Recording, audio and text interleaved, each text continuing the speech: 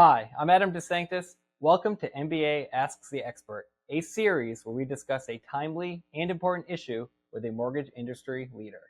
Today, I'm here with Lender Price founder and CEO Dawar Alimi for part 2 of our ongoing series with Lender Price. In part 1, we discussed modern pricing engines and how they are shaping the current market landscape. Today, it's all about AI, artificial intelligence, and how it's transforming mortgage pricing.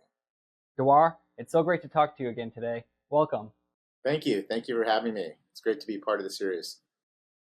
Of course. Now let's dive in.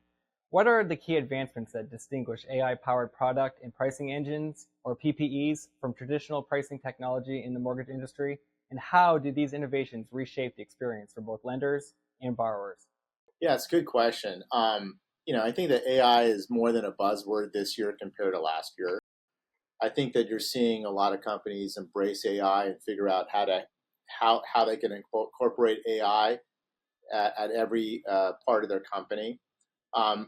Here with us at Lender Price, when it comes to a pricing engine, we're really looking at real-time AI-driven price optimization. So we're figuring out how to embrace AI when it comes from a pricing optimization perspective. We're looking at using AI to provide personalized borrower experiences. So we've got our ALA product, and that provides loan officers the ability to provide custom, custom loan scenarios that they weren't that they didn't know before.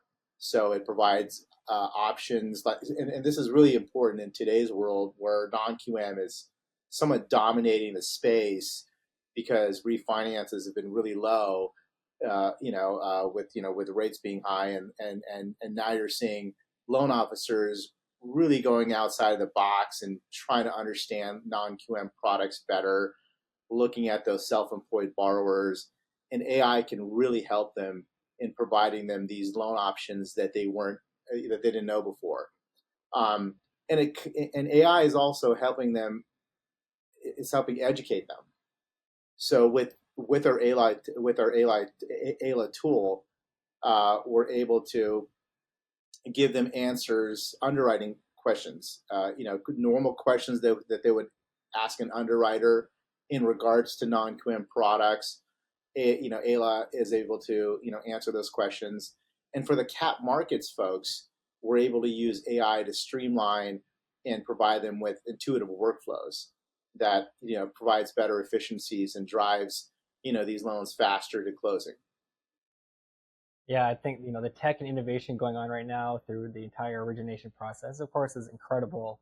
So how can lenders deliver more personalized mortgage solutions, and what impact does this level of customization have on borrower satisfaction and lender competitiveness? Yeah, so I mean, really just looking at AI-driven borrower profiling, right?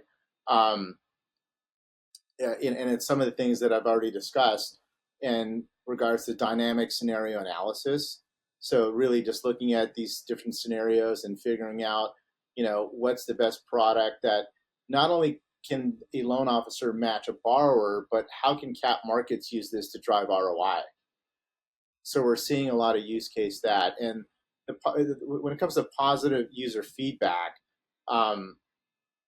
what we're seeing is that we're seeing our clients provide, information back to us in the surveys, and they're saying that they're seeing greater efficiency, higher borrower satisfaction because of various products that AI is, able to provide the loan officer and to them, and they're seeing a higher conversion rates as a result of using AI.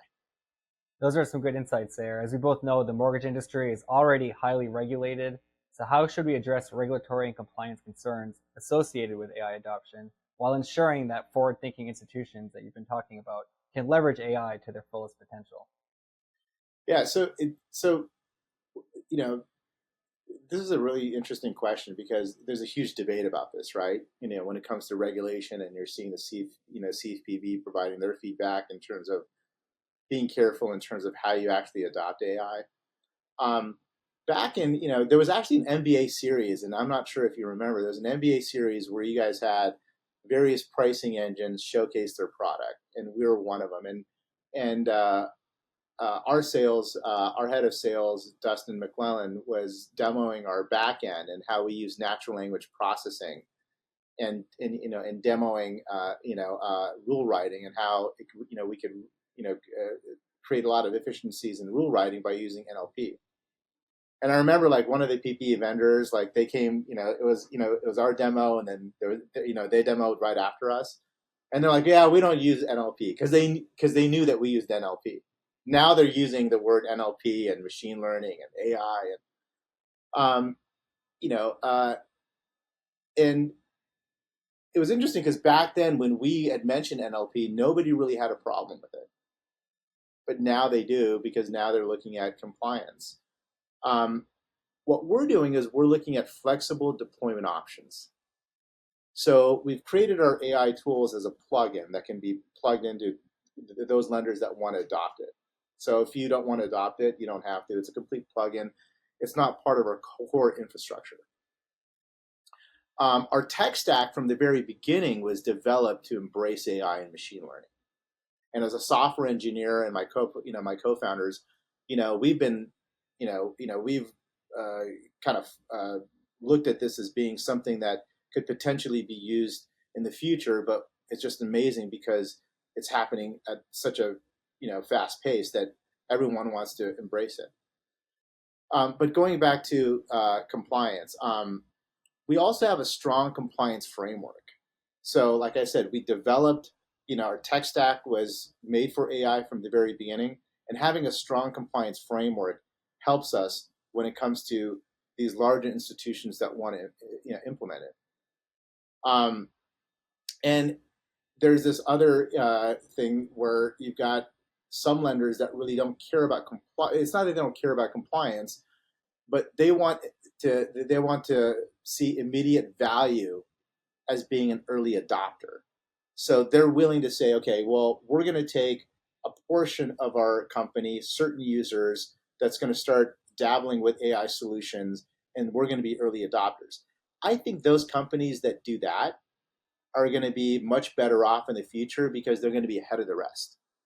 But I would not be surprised if 2025, 2026, we see a lot of leniency when it comes to those lenders that were concerned embrace AI much more, because it's happening. I mean, you're seeing Meta doubling down on AI, hiring a lot of OpenAI's engineers.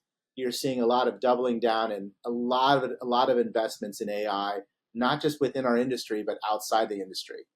So I think a lot of the regulatory concerns, although valid, are not going to be, there's